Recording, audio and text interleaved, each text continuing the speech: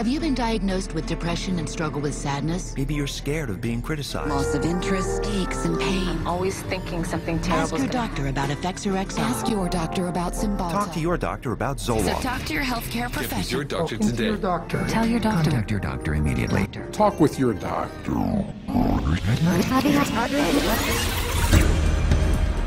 Over 40 years ago, leading psychiatrists met in Puerto Rico to map out their vision of the future.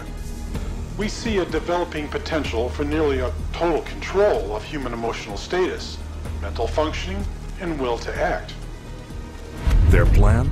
To create by the year 2000 a range of psychiatric drugs regulating every aspect of human behavior. I was diagnosed with depression and put on Paxil. ADD, and I was prescribed Ritalin. General anxiety disorder, prescribed Zoloft. Bipolar disorder, and I take lithium. PTSD, Zoloft. I was on Paxil. When they placed me on Zoloft. They gave me Adderall. I was prescribed Sibtamu, Tegretol, Lexapro, Depakote, Stelazine, Adderall, Concerta, Orzine, Prozac, Lorazepam, Effexor, Clonazepam, Ritalin, Dexamphetamine, Paxil, Cylert, Prozac, Adderall, Elavil, Depakote, Wellbutrin, Seroquel, etc., etc. 100 million people worldwide are on psychiatric drugs. How did this happen? Psychiatrists convinced them they were sick. They want you to think you're diseased from birth, and that all those experiences of life, childhood and adolescence and teenage years and adulthood and being a senior citizen, that these are all various stages of disease. Because let's face it, we've all been depressed at one time. We've all been anxious at one time. These are normal emotions that we feel. Every emotional and spiritual problem is reduced to a label. And of course, all of those diseases require pharmaceutical treatments. This is big, big business. While generating a healthy income, claiming to be medical professionals, psychiatrists will freely confess that their profession is devoid of science. Well, you don't really have any specific blood tests or other tests that are definitive for any mental illness whatsoever. It would be neat if it would become much more scientific. Well, if you go to my office and you tell me that you're depressed, there's nothing, and no blood sample, whatever, no tests. There are not current available tests to verify your diagnosis. I don't use any tests. You do not have a test to say, well, this is this disorder and this is the best medication for this disorder. For many years we thought we had the tests nailed down, but it turned out that they weren't of any value. If you don't know what's causing the symptoms, then to give somebody something to alleviate the symptoms is close to impossible. By the time a drug's approved and it hits the general population, we don't know even 50% of the side effects that are involved with that drug. And these pills cause heart attacks and liver problems and immune system problems and lots of other medical problems. So you're playing with fire. Every day, psychotropic drugs cause serious adverse reactions. And while psychiatrists and drug companies fully understand the dangers of the drugs they sell, their unsuspecting customers are left to suffer the consequences. Everything became worse. Each mood swing was worse. He would have chronic headaches, chronic, nausea, not feeling good. She was very agitated, very, very jumpy. She was having horrible hallucinations. Her personality was disintegrating. Once he started on that drug, the cloud just stayed over him and stayed over him and stayed over him. It got darker and darker. He thought there wasn't anything worth living to kill himself. That was not Matthew. That was the drugs. At least I would like to have said, I love you. I didn't get a chance to do that. In addition to crippling scores of people daily, every month, psychiatric drugs kill an estimated 3,000. But the human devastation would never have gotten this high if psychiatrists hadn't worked hand in hand with drug companies to promote their drugs to doctors throughout the world. Today, 70% of all psychiatric drugs are prescribed by general physicians. And how was this accomplished? Marketing. It's about creating a good story that uses science, that convinces a physician to think about writing a prescription. This is not science. This is incredibly effective marketing. It has nothing to do with science. They use what I call statistical contortionism. Basically just skew the numbers, make everything look fantastic, you hide the bad numbers. They're learning every trick in the book. They're evolving into efficient marketing machines, and it's working. There's definitely an unholy alliance between psychiatry and pharmaceutical sales. That's a marriage made in heaven. They're like conjoined twins. They're joined at the wallet. And with 374 mental disorders filling psychiatry's diagnostic manual, and more on the way, business is booming. Pharmaceutical companies have expanded their roster of psychotropic drugs from 44 in 1966 to 174 today. The top 5 psychotropic drugs combined gross more money than the gross national product of each of over half the countries on Earth. Altogether, the psychiatric industry rakes in $1/3 of $1 trillion a year. How could this have happened? It's a tale of deception that may be difficult to believe, but fatal to ignore.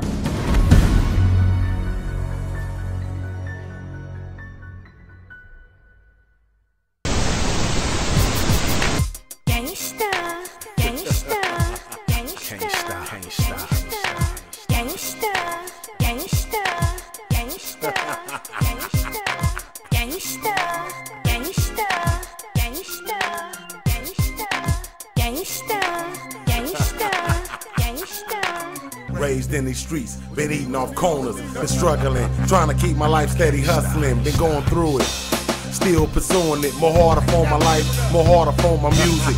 Niggas that's losing in their lives every day, some think they coming to a fight and get shot in the face. I'm humble now, can't let my anger escape, so stay in your place, I'll leave a scar on your face.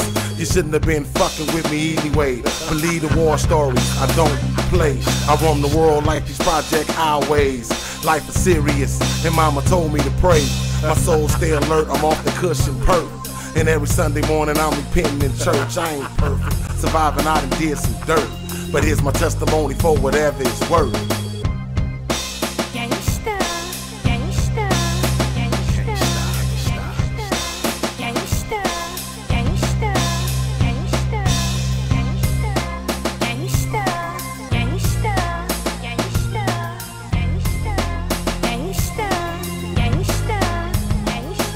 Man, it's on again since Ron got shot. Call up jackpot and get low and flipping watts. Specialize in cheap shots, well hidden in blind spots. In the land where time forgot. Ambush your crew, leave them with buckshots. Relocate their residents to cemetery plots. Ooh, the block is boiling hot with task force and SWAT. Like the sergeant got shot, still got you leaking all over the blacktop. Strongest nerve twitching, trying to resist a fatal headshot. Ate your ass raw like a conquat, no homo. Just what happened when your gun locked. Face to face with the man-eater, the Grim Reaper. Quick to put your heart in the sleeper, laughing with no remorse either. Took 2 to the chest, scared dying from a seizure. Get this nigga. Simple and plain shit. You know, just go do it like this. We'll catch his ass on the other end of this alley. We'll handle that nigga. We gonna come on out the alley and handle our business. You know, you gotta, you're on your own if you get caught. But, nigga, we gonna stay together until, until we gotta break away. But other than that, nigga, we gotta get that nigga, dog.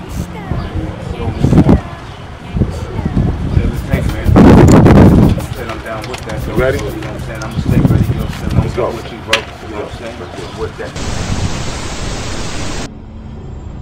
We took him to a psychiatrist, and within a matter of minutes, yeah, she's ADHD, and here's your drug. Went on the Medicaid, and 5 minutes later, he was on Zyprexa. He saw the psychiatrist and prescribed the medicine for 20 minutes. The guy didn't even look at her. He talked to her a little bit. Now, how can you tell if somebody's ADHD or not ADHD from just a few minutes talking to her? Next thing I know, I'm getting handed a handful of Xanax. That's how easy it is to get these drugs. Just so easy. It's just passed to me like candy. That simple.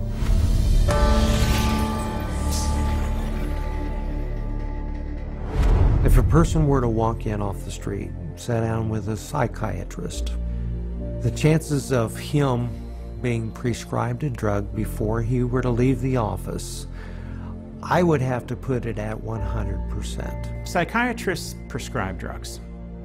They might have different ways of diagnosing, they might have different ways of interacting with a patient, but it's rare to find a psychiatrist that uses no drugs. The psychiatrists today are, in quotes, admitting they can't cure these mental illnesses, and they're therefore going to manage your illness by using a drug. 50 years ago, a person who was going through a divorce would have relied on family, friends, clergy, and even the family doctor to a certain extent for conversation to work through the issue. They certainly wouldn't have been medicated. That was before the era of psychotropic drugs. Psychiatrists, occupying the lowest rung of the medical profession, worked almost exclusively in mental institutions.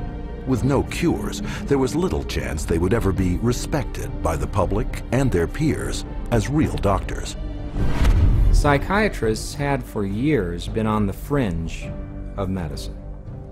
Typically, the standard doctor internist would have very low regard for psychiatrists because it was understood not to be a very clear science or art. Psychiatrists wanted to be viewed as physicians, as doctors, and in order to be viewed as physicians and doctors, the people they dealt with had to be viewed as patients. And if doctors dealt with diseases, then their patients had to be diseased. Psychiatrists had a wonderful opportunity, they felt, to become respected in the eyes of their peers.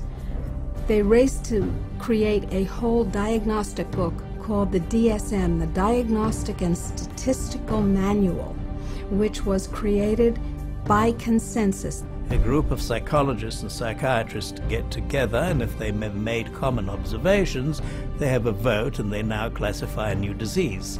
And they give it a number and it graduates into the DSM classification. And it's a dangerous book. It's a book that has many disorders that could apply to any one of us because the disorders are not real medical diseases. And it's things that apply to nearly all of us at times. Are you afraid of meeting new people? Are you afraid to speak in front of a large crowd of people? Does it make you nervous to go and to talk to your boss about a complaint? You can invent a mental disorder based on a checklist of symptoms, and that is exactly how the Diagnostic and Statistical Manual, the billing Bible for psychiatry, works. Since the DSM's first edition in 1952, the number of diagnoses has steadily grown. From a slender 130-page booklet listing 106 so-called mental disorders, the DSM has bloated to a voluminous 886 pages. It is only through the use of this book that psychiatrists can diagnose, drug, and bill for services. In fact, the psychiatric industry currently uses the DSM to collect over $72 billion in private and government insurance money. The DSM is used to diagnose and then give a label, and the label is used for billing purposes. That's how they get paid. You have to have a term in the Diagnostic and Statistical Manual in order to then call it a disease and treat it as a disease and write a prescription for it. And so because they can vote it in, they can create, and then the drug industry can just take over and market their drugs for those new disorders. And those drugs were welcomed by psychiatry leaders because it made us real doctors. Of course, first the public had to believe that there was something wrong with them and that that thing wrong was biochemical and that that could then be treated by a drug which was supposed to cure all. And so it was relatively easy, I think, to say, well, look, let's start looking at mental illness as fundamentally a matter of chemical imbalance in the brain. Chemical imbalance is a term that's used as a marketing ploy, as opposed to anything that there's scientific evidence to support. Nobody has yet measured, demonstrated, or created a test to show that somebody has a chemical imbalance in their brain. Period. How do you market a drug that restores the chemical balance or corrects a chemical imbalance? How can you do that in good conscience if you don't even know what one is? The whole myth of the chemical imbalance was created to sell drugs. And while psychiatrists and drug companies have used this myth to make billions moving vast quantities of psychotropic drugs into the bodies of unsuspecting consumers, the public has paid the ultimate price. An estimated half of all Americans who commit suicide are on psychotropic drugs. Annually, psychotropic drugs are estimated to kill more than 2.5 times more people than are killed by homicide. And who is entrusted with protecting the public against these dangerous psychotropic drugs? In the United States, it is the Food and Drug Administration, FDA, whose psychiatric drug advisory panels are dominated by psychiatrists who shuttle between the drug industry, academia, private practice, and government, the so-called revolving door. The revolving door at FDA is one of the primary reasons why the system that we have works so poorly. That revolving door is a direct result of the fact that a group of people with the same mindset are put into positions of being regulators and in the position of being formulators and sellers and marketers. The panels that are formed by the FDA to evaluate these drugs, the psychiatrists who are on those panels, almost all of them have conflicts of interest where they have directly or indirectly received funding from the very industry and the very parties within the industry whose drugs they are evaluating. So there's this tight little relationship between psychiatry, pharmaceutical industry, and FDA where they each mutually support each other, and yet the mental health of the population does not improve. Take, for example, the FDA drug evaluation panel that approved the antidepressant Paxil. Every psychiatrist on that panel has financial ties to the pharmaceutical industry. And these conflicts of interest have been rampant enough to prompt congressional investigation. When I check these advisory committees who make recommendations to the FDA, and they're always approved after the advisory committee, I found that there were conflicts of interest. I found that many of the people on the advisory committees had never filed a proper report on stocks and bonds that they owned that might be viewed as a conflict of interest, and they're by law supposed to do that. And this network of financial conflict of interest between psychiatry, the drug industry, and the FDA became even more entrenched in 1992, after passage of the Prescription Drug User Fee Act, also known as PDUFA. Through this bill, the FDA would be paid a fee of $100,000 per drug to ensure that psychotropic medications would be rushed through the approval process and into the hands of prescribers faster than ever. Congress told the FDA, your job is no longer to make sure drugs are squeaky clean safe before they get out on the market. Your job now is to hurry up and get new drugs on the market faster. It acted to set the priorities of the FDA so that if there was a fee paid for a particular drug approval, it could be put on the fast track and rushed to market with less than the usual scrutiny that the FDA would give it. And this fast track has traded safety for sales. Since the passage of PDUFA, time spent on drug evaluation plunged from almost 2 years in 1992 to only 6 months 4 years later. Meanwhile, the number of new drugs released to the public doubled. Though fast-tracking is disastrous for public safety, it reaps huge profits for psychiatry and the drug industry. Because the sooner a drug is approved, the sooner it makes money. And the money is big. Every day, the average psychotropic drug grosses over $7.7 million. One drug, Zyprexa, rakes in almost $12 million daily. And even though FDA now charges over $1 million per new drug application, the pharmaceutical fast track shows no signs of slowing. If you look at the relationship between the FDA, the pharmaceutical industry, and the psychiatrists, there's some kind of game that they're playing there. And what is the game? Well, you could say it's money, definitely money. And when you follow the money, you realize that there is no money in health. There's big money in disease. That's why all you hear about is managing disease or treating disease. You don't really talk about curing disease. And so psychiatrists have become mainstream doctors in America. And that is because of the pharmaceutical industry. They can thank the pharmaceutical industry because they become mainstream and because they have a lot more money than they used to. And the drug industry can thank them because now they have thousands of soldiers in their army distributing these drugs to everybody.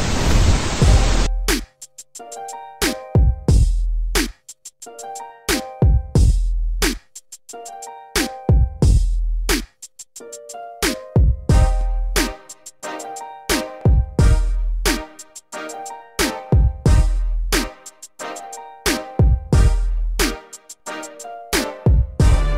me a favor. Stop lying about drugs and guns you don't sell. Cases you catch and how you post bail. Shootouts with cops and don't spend the night in jail.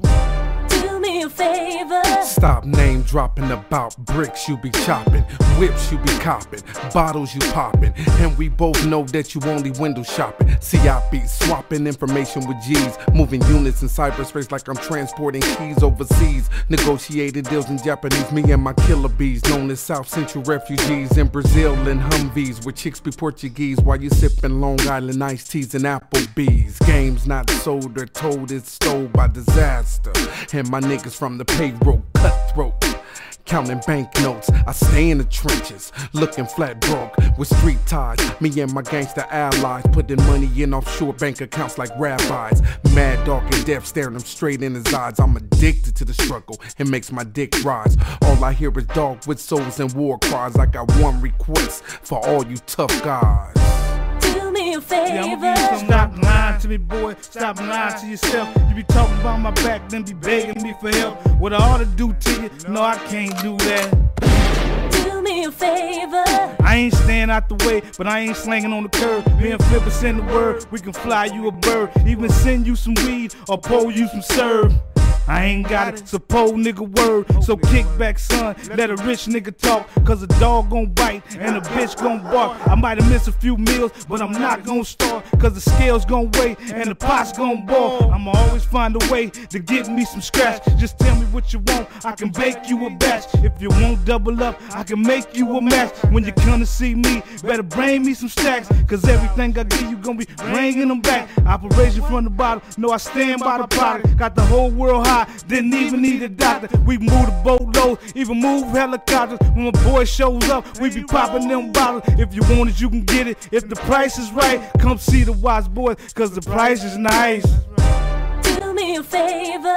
Don't talk about it, be about it, make something happen. Do something, get active, stop all the yapping. All that blah, blah, blah, blah, rapping. Do me a favor. Stop backbiting, you ain't gon' last. Cherish every moment, life fly fast. Give me my money, pay me cash. Cut the yada yada, you speeding like you on Potter. High off your own jibber jabber, ain't dead nada. Use a dream seller, I'm a triple beam scaler. Hear from the horse's mouth, true storytelling involved with the West Coast rise. I seen it revolve, it all seemed like yesterday. I seen it fall, the era, money, drugs, and gang terror. The streets had the industry stand through mirrors. Pac didn't make it, Biggie didn't make it. Both assassinated, cold files, gang related. Even though we faded, we the ones that made it. Even though you hate it, we chosen to narrate it. Even what I'm saying ain't even scratching the surface. When I'm rhyming like this, man, these weenies get nervous. So download the untold stories being sold. Or TB back patching up the potholes. Do me a favor.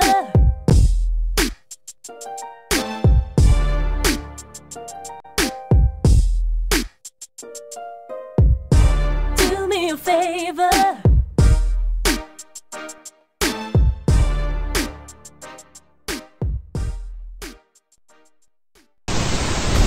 From the smallest infant to the oldest senior citizen, no one is immune from any of the hundreds of fictitious disorders invented by psychiatrists that fuel a multi-billion-dollar psychotropic drug industry. And every day, psychiatrists are casting their nets ever wider. And all it takes? Another psychiatric label.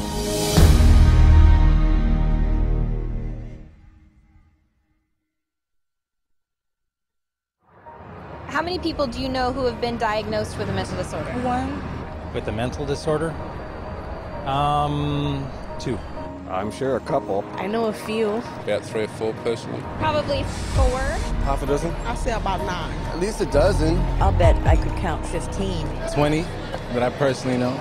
My oldest son is diagnosed. My mother was diagnosed. Kid from my childhood. My friend and ex-boyfriend. Just my grandfather and cousins. A friend of mine, friends. A sister, my neighbors. 2 friends, a girlfriend. A niece, 1 friend. My mother, all my friends, everybody I know.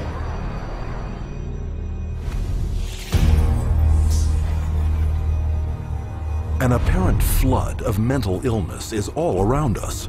Where is this coming from? Psychiatrists, whose diagnostic and statistical manual can label anyone walking the earth today as mentally ill. Psychiatrists, I believe, they look at every human being and they divide humans into two classes, clients and potential clients. We see this no more prevalent in any field than in the field of the mental disorders, where one disease after another is invented and then popularized and the public is made to worry about it. It's a disease mongering. It's the selling of sickness. You know, sometimes it's a drug in search of a market, and it's giving public awareness to minor conditions with the ultimate goal is to sell more medications. It's not caring for people. When you run out of symptoms, you don't have any more clientele to market to. So you have to invent disease. And with psychiatric medications, you can invent diseases all day long. Look at human variation. Everyday things like shyness, sadness, or even situational depressions like grieving, postpartum depression, they all become studied and prescriptions start to get written for these drugs. Before these drugs were introduced in the market, people who had these conditions would not have been given any drug at all. And so it is the branding of a disease, and it is the branding of a drug for the treatment of a disease that did not exist before the industry made the disease. Case in point, shyness, a common life situation, voted by psychiatrists into their diagnostic and statistical manual under the name social anxiety disorder. You know, people are nervous. Well, they come up with, say, social anxiety disorder. SAD, they'll call it SAD. And the connotation is that everybody ought to be happy and that here's a drug that can make you happy. So that a common occurrence, which is every now and again everybody's sad, we ought to be treating with a drug. Well, then they'll get this PR firm to drum up business for this. They'll put out all these studies that find, you know, there's so many people afflicted with this SAD, you know, and they'll start putting it in magazines, they'll start putting it on TV, they'll start a patient advocacy group that say, you know, that we're all affected by this, and then they'll come out with Paxil works for this. So they go to the FDA and they said, well, we ran this study and this works for this new invented disorder. And that is SAD, social anxiety disorder. And millions of people suffer from it. And it's purely fictional. It's a normal human emotion that everybody experiences at certain times or another, but they make it into a disease. Paxil, once it got approved by the FDA as the first antidepressant to be used for social anxiety, it took off huge.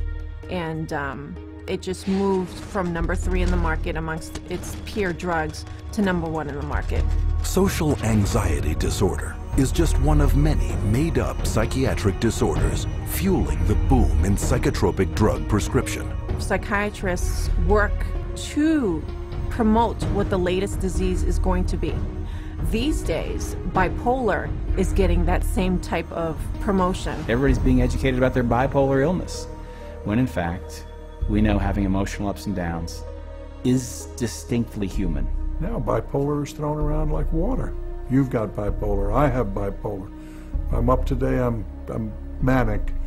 If I go home tonight, I'm depressed because I'm tired, that shows I have bipolar disease. It's a lot of hokum. Have you ever worried with seeing all the increased media on it that you might have a mental disorder? Yes. And which one is that? I would say bipolar. You know, they talk about bipolar a lot. Bipolar, I've known a lot of bipolar. 2 friends from both of them were like diagnosed with bipolar. My neighbor, she was bipolar. I was diagnosed with bipolar. My mother had bipolar. He was actually bipolar. Schizophrenic bipolar. Bipolar and obsessive compulsive. Bipolar and ADHD. Bipolar disorder. Bipolar, yeah. Bipolar situation. Bipolar. Bipolar. Bipolar. Bipolar. Bipolar. There are 3 personality disorders, and then the most recent is bipolar. And that's just been in the past year. Spearheading the popularizing of bipolar disorder, especially in children, is psychiatrist Dr. Joseph Biederman. a paid speaker, advisor, and researcher for 25 different drug companies. In 1996, the drug companies funneled all this money to this Dr. Biederman. He's well known. He's the one that came up and said that there's bipolar disorder in little kids. This was unheard of. There was no bipolar disorder in any kids. He came up with the study and published the articles out all over the world, and other doctors followed his lead that bipolar is in little kids.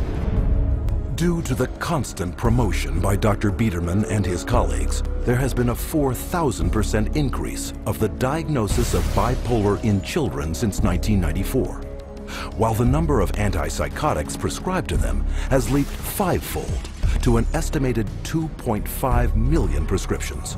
In 2008, Dr. Biederman was exposed by a Senate investigation for failing to report $1.6 million in personal income from pharmaceutical companies. But the damage had been done. Because of the bipolar fad created by Dr. Biederman, antipsychotics, some of the most powerful psychotropic drugs being prescribed, are psychiatry's drug of choice. The top 3 best-selling antipsychotics together gross $25,000 every minute. And no matter how big the psychotropic drug industry gets, psychiatrists are hard at work providing the diagnoses to make it even bigger.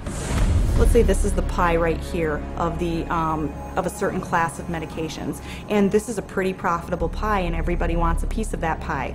But what would happen if we made that pie even bigger? And how you make the pie even bigger is by expanding the uses for those drugs. They've already got a drug that's approved on the shelf. They can just pull it off the shelf, rename it, repackage it, and say, look, we've got a new drug for a new illness. When Prozac's patent ran out, that Eli Lilly had to look for a new source of profits. So all they did was change the name of the drug from Prozac to Serafem, changed the color of the pill from green to pink, and marketed it for PMDD, which is newly introduced into this book. What it tells us is that if you can come up with a label, a diagnostic label for a drug, then you can sell it like hotcakes. It's a business model, and it's a billion-dollar business model, and it works, and it's going to keep continuing. Today, anyone may unknowingly be taking a psychiatric drug, renamed, repackaged, and prescribed for non-psychiatric purposes. Zyban, prescribed as a cure for smoking, is actually the antidepressant Wellbutrin. Cymbalta, a psychiatric drug for depression and anxiety, is now being marketed as Yentriv for urinary incontinence.